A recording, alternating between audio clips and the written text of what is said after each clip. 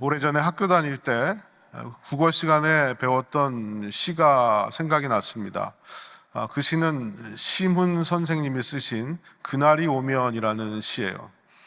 이 시는요, 우리나라가 일본의 지배를 받는 그 시절 나라의 독립과 해방을 간절히 바라는 마음으로 썼던 시입니다. 그래서 한 구절 한 구절이 굉장히 시인의 또 우리 민족의 당시에 간절한 독립을 염원하는 간절한 마음이 배어져 있어요.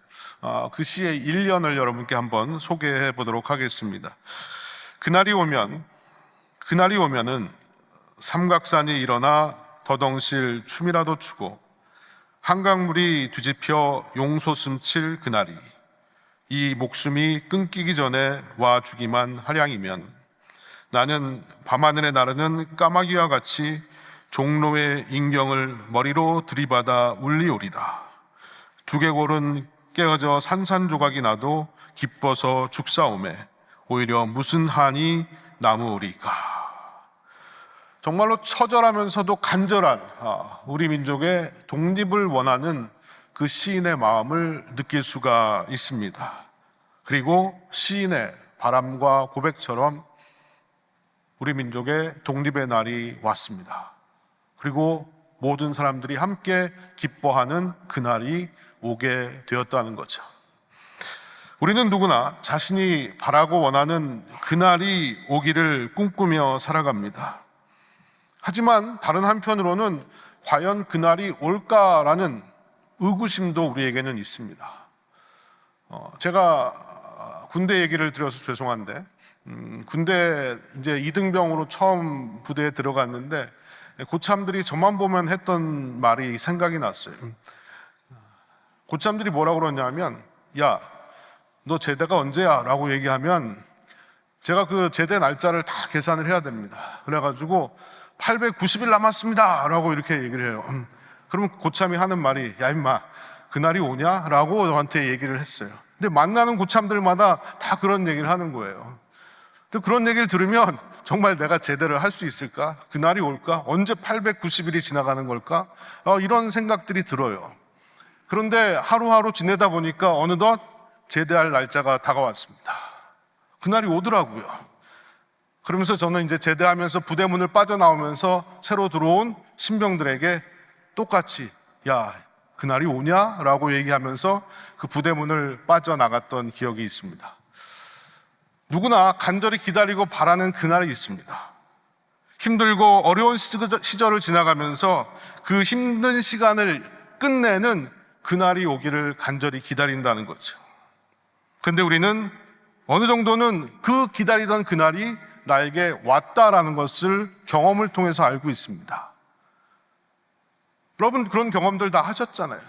너무나 힘들고 어려운 순간들, 정말 이것이 언제 끝날까라는 생각을 가지고 살았는데 어느 순간에 보니까 그것이 다 끝나고 새로운 날이 왔다라는 것을 경험해 보셔서 알 겁니다. 우리가 겪었던 일들은 다 시간도 다르고 기다림의 내용도 달랐지만 그 간절한 기대와 소망이 이루어지는 그날을 우리는 경험해 보았다는 거죠.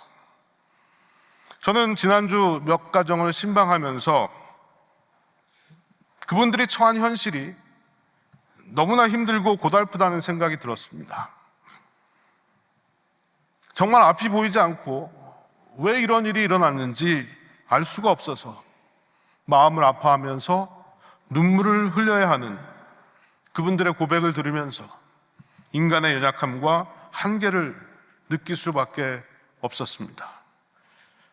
열심히 살려고 발버둥 치면서 살았는데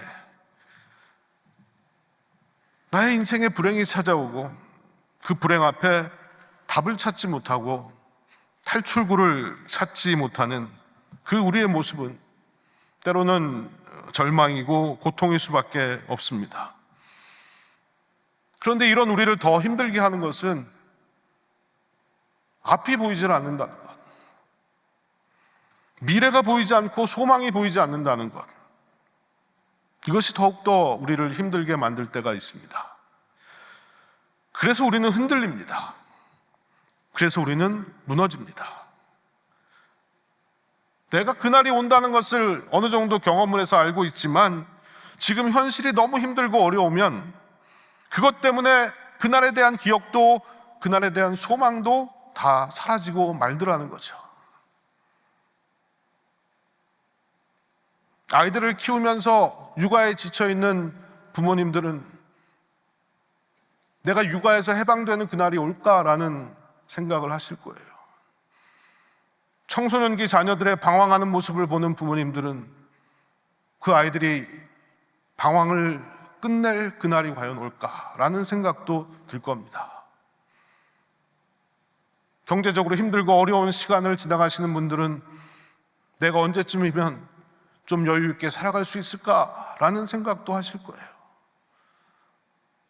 부부관계의 어려움이나 인간관계의 어려움 속에 사는 분들이라면 과연 인간관계에 평화가 오는 그날이 나에게 찾아올까라는 생각도 하실 겁니다. 결론부터 말씀드리면 내가 원하고 바라는 그날은 오지 않을 수도 있습니다. 하지만 하나님이 원하시고 바라시는 그날은 반드시 옵니다. 여러분, 나의 기대와 바람과 다른 그날이 온다 할지라도 우리는 너무 실망하거나 좌절할 필요는 없습니다. 모든 것이 합력해서 선을 이루시는 그 하나님께서 내가 기대하고 바라는 것보다 훨씬 더 나에게 좋은 것들을 예비하시고 이루시는 분이시기 때문입니다.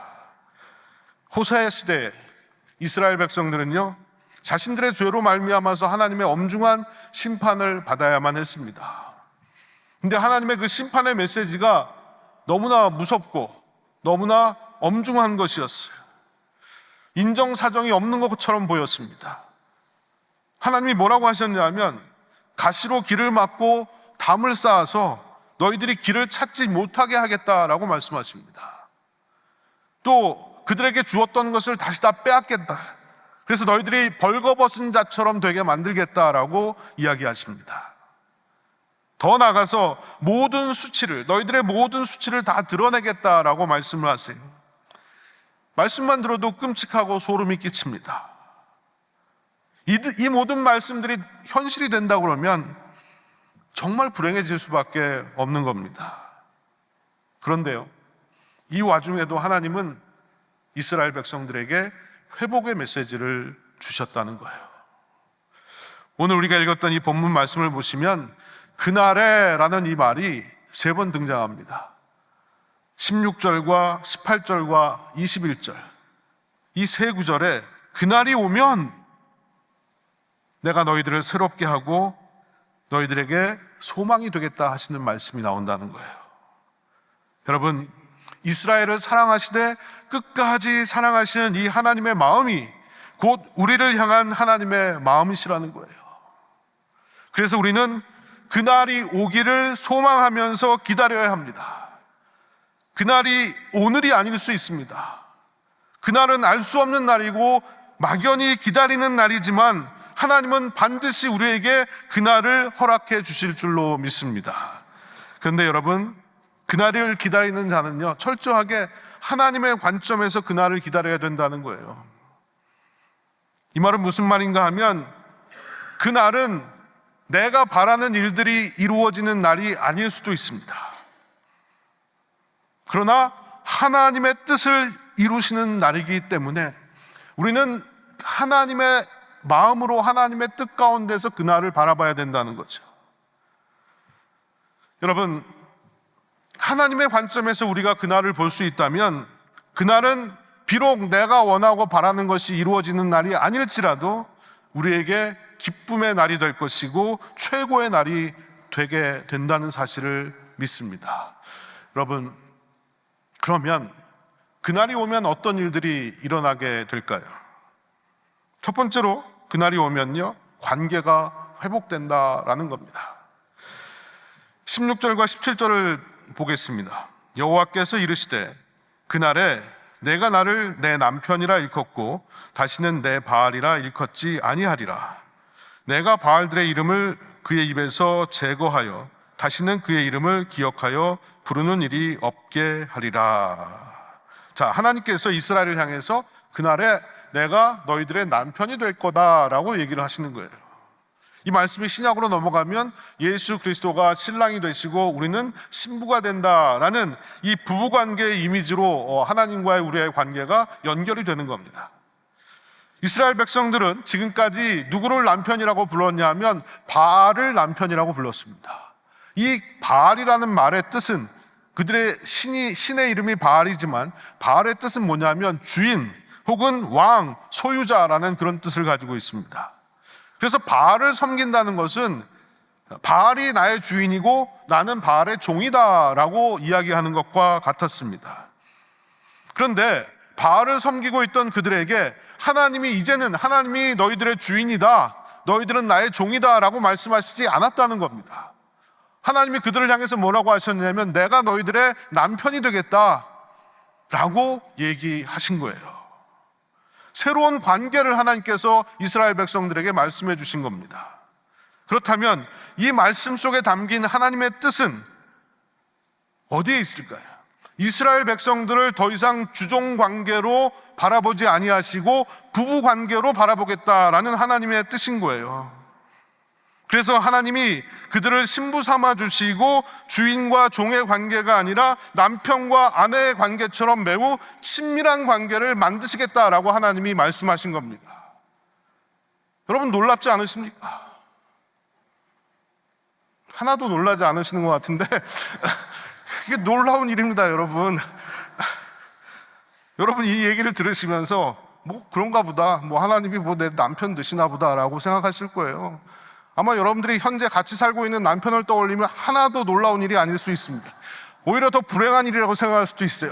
하나님이 지금 내 남편같이 되신다고? 근데 여러분들이 같이 사시는 남편같이 되신다는 것이 아니에요.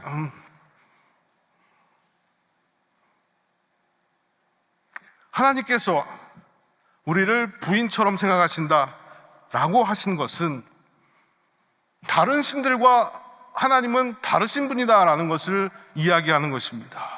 바알은 주인이 되어서 그들을 믿는 자들을 오히려 종으로 삼고 억압과 폭력을 일삼았지만 하나님은 하나님을 믿는 자들을 아내로 삼아 주셔서 보살피시고 사랑해 주신다라는 거예요. 부부관계가 된다라는 것은 이런 겁니다. 여러분들은 배우자를 뭐라고 부르십니까? 뭐 오빠 아니면 뭐 누구 아빠 뭐 여러 가지 호칭들이 있을 수 있겠죠. 근데 예전 우리 어른들은 여보, 당신 뭐 이렇게 불렀습니다. 여보, 당신. 근데 여러분 이 여보, 당신의 놀라운 뜻이 있다는 것을 제가 알았어요. 한번 제가 설명을 드려볼 테니까 잘 들어보세요. 자, 여보라는 말을 한자로 쓰면 어떻게 쓰냐면 같을 여자와 보배 보자를 씁니다. 그럼 이 말은 무슨 말이냐? 보배같이 소중한 사람아 라는 뜻이에요. 여보라는 말이 보배같이 소중한 사람아. 지금 한번 옆에 계신 배우자에게 한번 해보세요. 여보라고 해보세요. 아무나한테 하면 안 되고 자기 배우자가 옆에 있으면 하세요. 여보라고 불러보세요. 보배같이 소중한 사람아, 그런 뜻이라는 거예요. 당신은 또 뭘까요? 당신이란 말을 한자로 보면 마땅할 당자에 몸신자를 씁니다. 그래서 따로 떨어져 있는 것 같지만 내 몸과 같은 사람아 라는 얘기예요. 내 몸과 같은 사람아. 이게 부부관계라는 거예요. 평생 원수가 아니라 여보라고 부르고 당신이라고 부르는 보배 같은 존재, 내 몸과 같은 존재로 서로 사랑하는 것이 바로 부부가 된다는 얘기입니다. 하나님은 이런 차원에서 우리를 아내로 받아주시고 남편이 되겠다라고 말씀을 하신 거예요. 이것이 왜 놀랍냐 하면 여러분 노예와 주인이 친구가 될 수 있습니까? 노예와 주인이 서로 결혼을 해서 같이 살 수 있습니까? 이거는 소설에서나 나올 법한 얘기예요. 그런데 왕이신 하나님께서 죄인된 나를 아내 삼아 주신다는 것은 정말로 놀랍고 큰 은혜라는 사실입니다. 모든 신들은 숭배의 대상이고 또 감히 인간이 범접할 수 없는 대상입니다. 그런데 하나님은 이 관계의 틀을 완전히 깨버리신 거예요. 다른 신들과 같지 아니하고 하나님은 우리를 아내로 생각하신다라고 얘기하시는 겁니다. 하나님은 직접 인간이 되셔서 인간을 섬기셨습니다. 허물뿐인 나를 위해서 십자가의 고통을 참으시고 죽기까지 희생하셨습니다. 그런데 한 걸음 더 나가서 우리를 아내로 삼아주신다. 당신이 우리의 남편이 되어주시겠다. 이런 신은 세상에 없습니다. 세상에 없는 거예요. 그리고 이것이 왜 또 놀라운가 하면요, 하나님이 이 말씀을 하셨을 때 이스라엘 백성들이 완전히 하나님께로 돌아오고 회복된 상태에서 말씀하신 게 아니라는 겁니다. 그들은 여전히 하나님을 떠나 있었고 방황하고 있었고 죄의 길에 서 있었지만 그 상황에서 하나님은 그들을 나의 아내로 삼겠다라고 말씀해 주신 거예요. 그래서 놀라운 거예요. 여러분, 하나님이 이스라엘을 받아주신 것처럼 저와 여러분도 동일하게 받아주셨다는 사실을 잊지 마시길 바랍니다. 우리도 여전히 불쌍하고 여전히 하나님을 떠나서 죄 가운데 방황하고 있는데, 그럼에도 불구하고 하나님은 내가 너의 남편이 되겠다라고 말씀해 주셨다는 거예요. 여러분, 기억하시기 바랍니다. 그날이 오면 내가 세상에서 성공을 하고 내 인생에 황금비기가 오고 내가 꿈꾸고 바라는 그 모든 일이 이루어지는 그날이 아니라, 그날이 오면 하나님과의 관계가 회복되는 것이 너무나 중요하다는 겁니다. 하나님과의 관계가 회복되는 그날을 기다리며 간구하는 여러분들이 되셔야 된다는 거예요.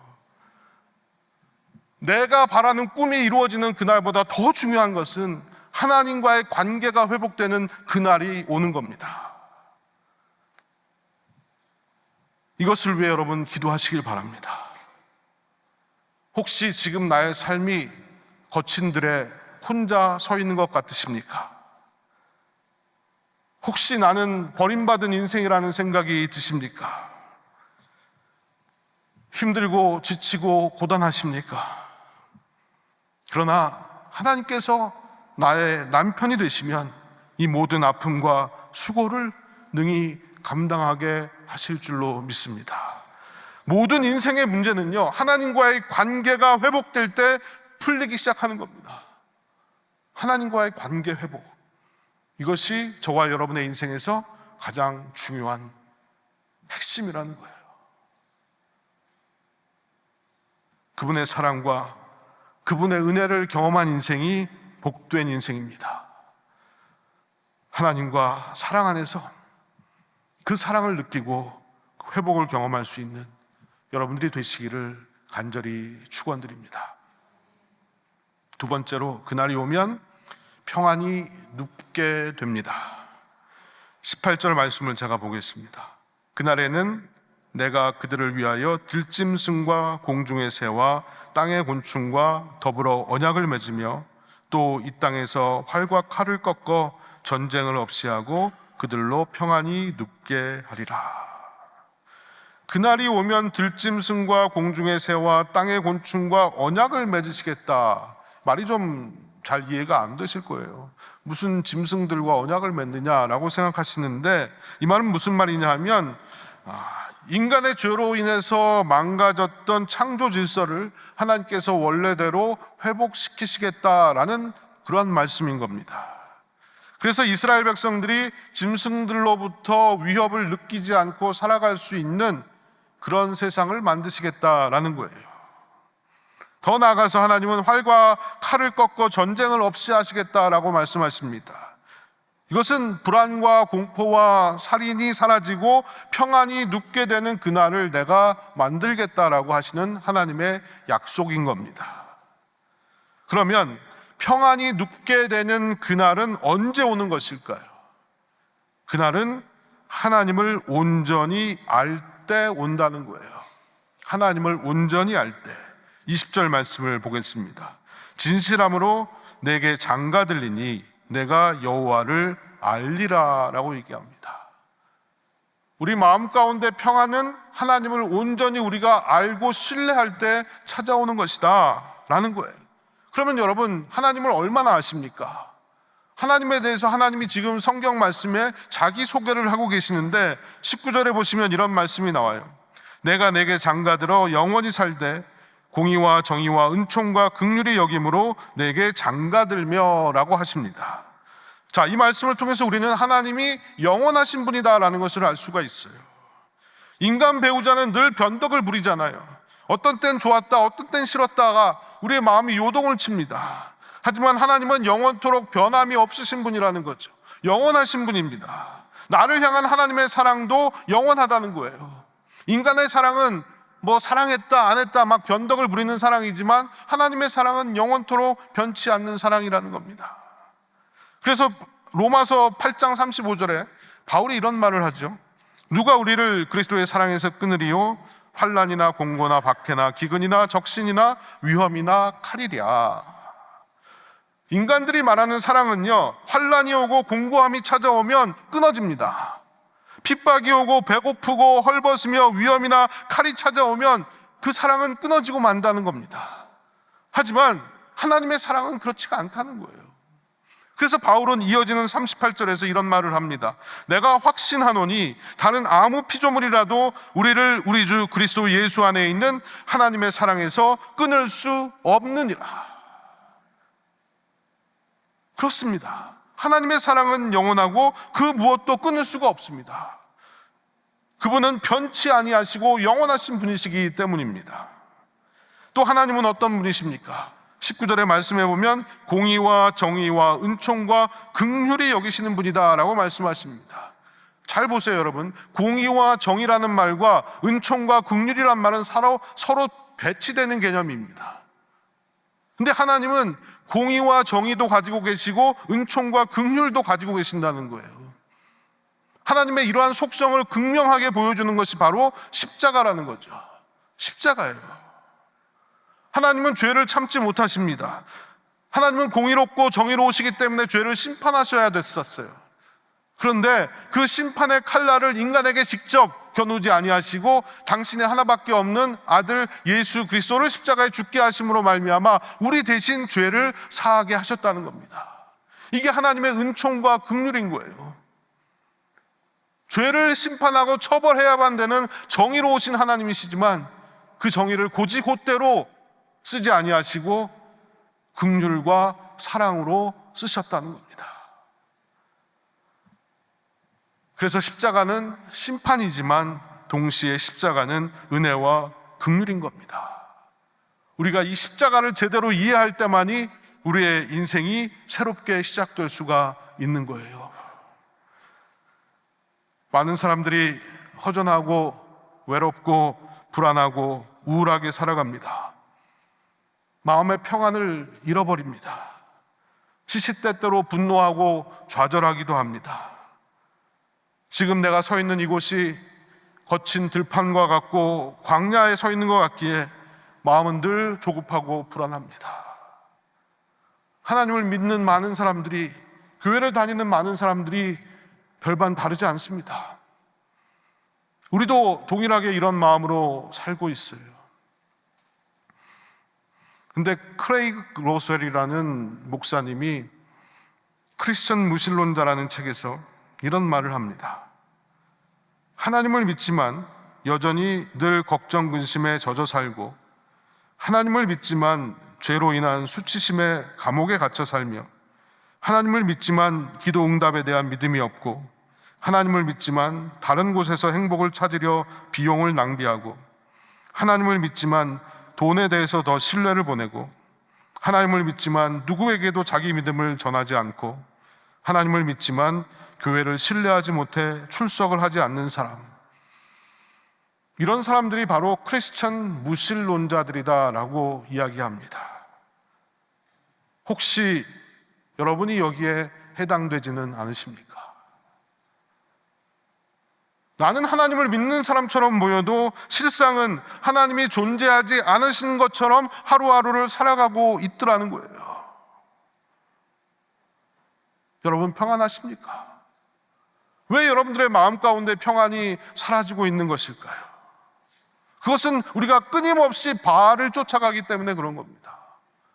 바알은 우리에게 평안을 줄 수 있는 존재가 아닙니다. 진정한 평안을 주지 못한다는 거예요. 바알을 쫓는 사람들의 풍요로움에 대해서 부러워하지 마시길 바랍니다. 그들의 목표는 오직 잘 먹고 잘 사는 게 전부입니다. 그러나 그들의 풍요가 그렇게 오래가지 않는다는 거예요. 우리는 다르게 살아야 됩니다, 여러분. 우리에게 하나님에 대한 분명한 믿음이 있을 때, 하나님의 사랑을 확신할 때 주께서 주시는 진정한 평안을 누릴 수 있는 줄로 믿습니다. 평안이 누울 수가 있다는 거예요. 지난주에 제가 신방 갔던 어떤 분이 마음이 계속해서 요동을 치기 때문에 밤에 잠을 못 주무신다고 그러더라고요. 마음이 평안해야 잠을 자고 누울 수가 있는 겁니다.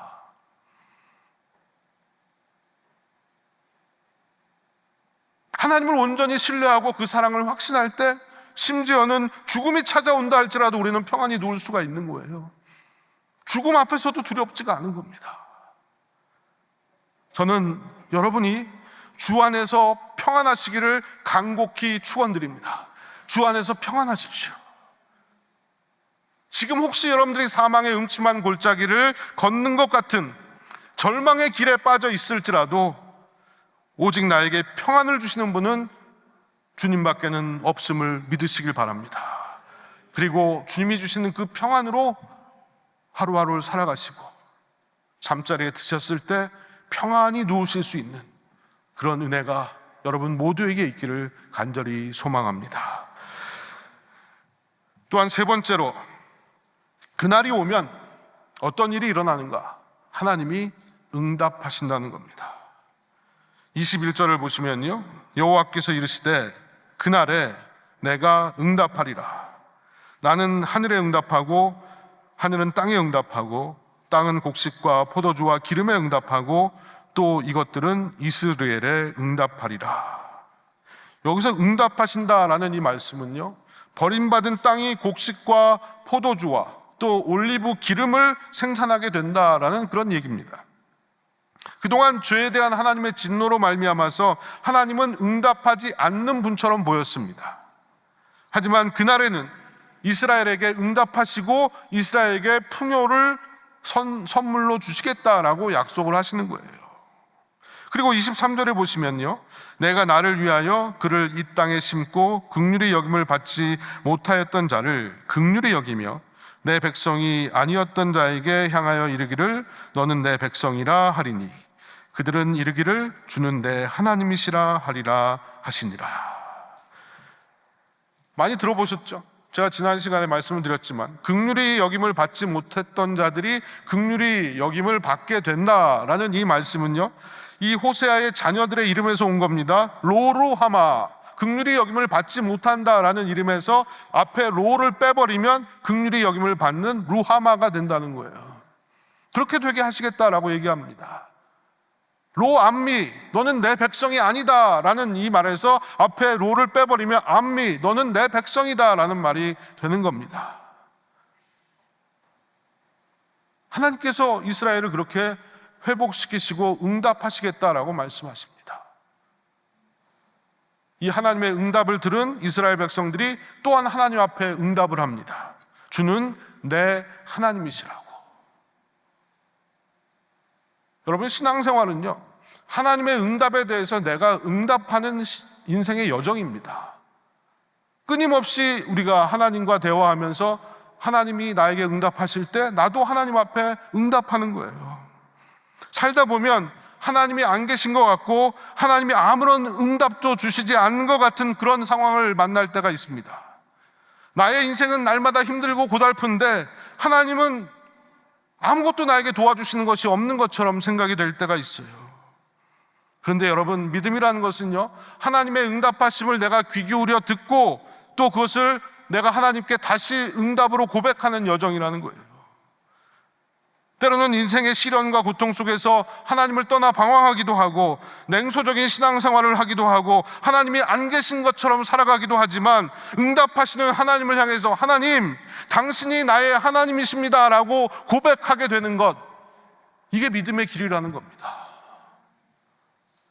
하나님이 응답하실 때 여러분들도 응답하실 수 있습니다. 당신은 나의 하나님이시라고. 그날이 하나님이 오게 해 주시겠다라고 말씀하시는 거예요. 여러분, 히스기야를 기억하시지 않습니까? 열왕기하 20장 1절에 보면 히스기야에게 청천벽력 같은 소식이 전해집니다. 제가 한번 읽어볼게요. 1절입니다. 그때 히스기야가 병들어 죽게 되매 아모스의 아들 선지자 이사야가 그에게 나와서 그에게 이르되 여호와의 말씀이 너는 집을 정리하라. 내가 죽고 살지 못하리라 하셨나이다.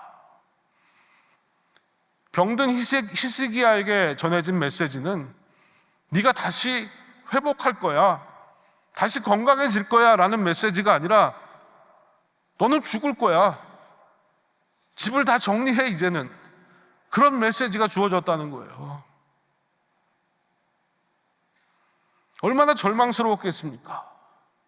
근데 이때가 언제였냐 하면 히스기야가 왕이 된 지 14년이 되는 때, 히스기야의 나이가 39살이 되던 때였어요. 한참 삶의 전성기를 구가하고 있을 때, 모든 일이 잘 풀려나갈 때였다는 겁니다. 그런데 하나님은 네가 죽고 이제는 살지 못할 거야 라고 얘기를 하셨다는 거죠. 갑자기 인생의 희망이 사라지고 절망이 찾아옵니다. 이런 상황은 우리도 예외가 아닐 겁니다. 우리에게도 언제 이런 상황이 찾아올지 아무도 알 수가 없습니다.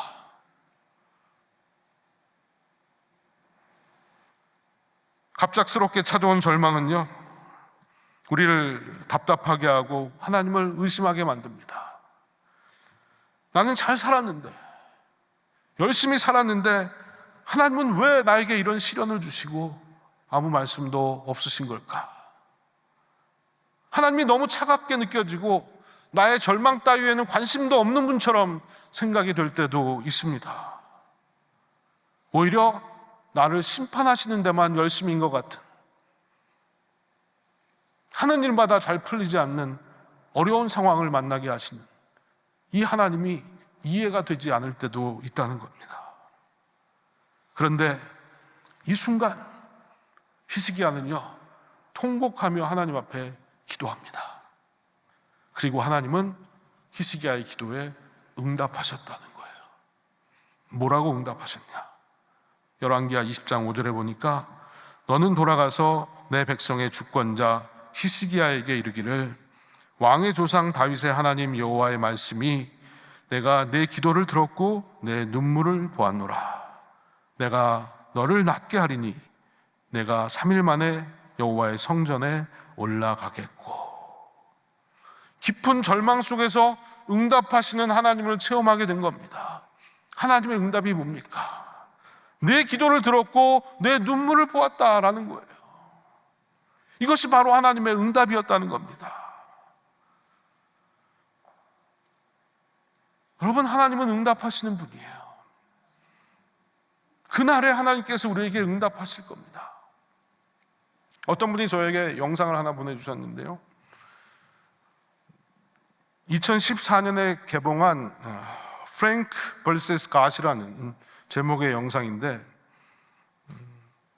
이 프랭크라는 사람이 하나님을 상대로 소송을 제기했습니다. 그래서 이제 재판이 열리는데 법정에서 변호사가 이런 질문을 해요.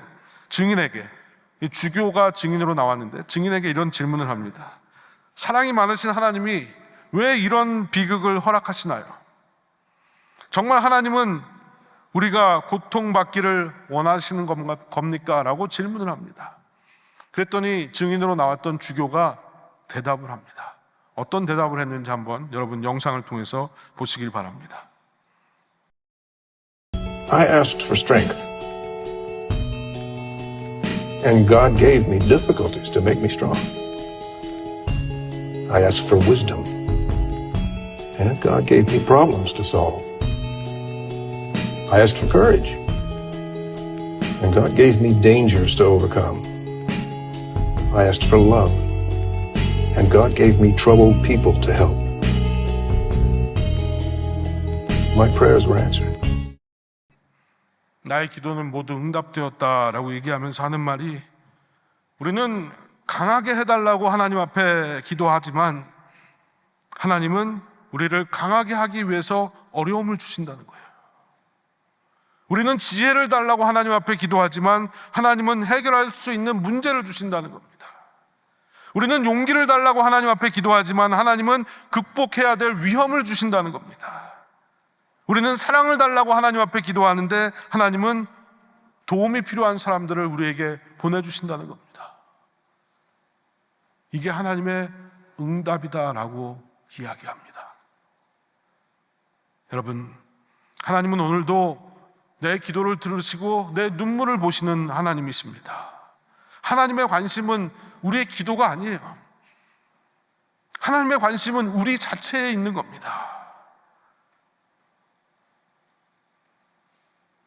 때로는 징계로 응답하시고 때로는 은혜와 사랑으로 응답하십니다.